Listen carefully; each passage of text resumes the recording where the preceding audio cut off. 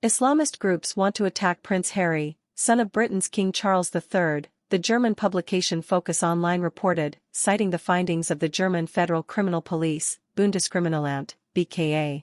Prince Harry twice went on combat missions to Afghanistan as co-pilot of a U.S. attack helicopter to fight terrorist organizations.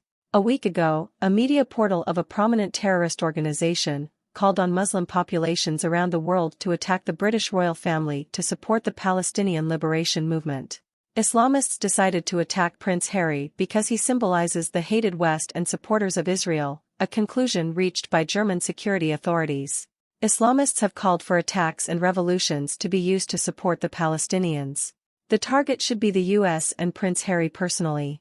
This would be a symbolic act of revenge and punishment for all supporters of Israel. They are also planning strikes against Air Force personnel in the West.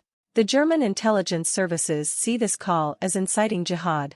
Harry is targeted because he personally admitted to participating in the war against the Taliban and the killing of 25 people in Afghanistan, so Harry's execution is a nice target according to the German police report.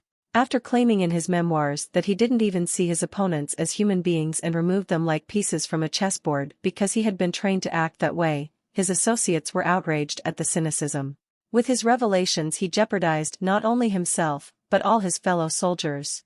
The Afghans said something, but quickly subsided for 12 months. The memoir Spare came out in January of this year. Everything seemed to settle down until the release of Omid Scobie's book. Omid Scobie's book came out on November 28. The Dutch version came out about 2 to 3 days later. On December 1, Scobie had already made excuses for it on British TV's morning programme, and the threat to Harry was reported on December 2. Coincidence? The mafia has long arms and the King of the UK has 2 sons. One of them is the heir to the throne.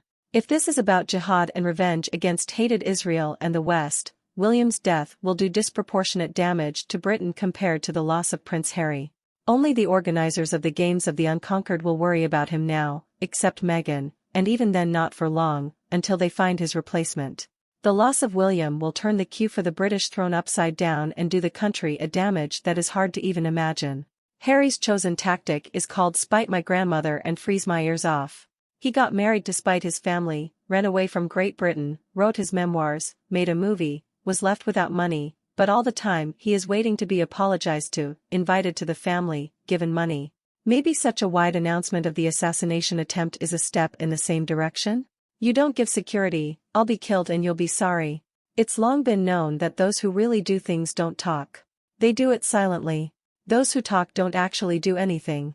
If it was a real plan of assassination, the organization, which the Germans announced, would simply take responsibility for Harry's death, and not announce their plans to the whole world. And so good Daddy Carl has nothing to do now but to return his son a basket with his wife under his wing in London and provide him with the security he dreamed of. After all, a clear threat.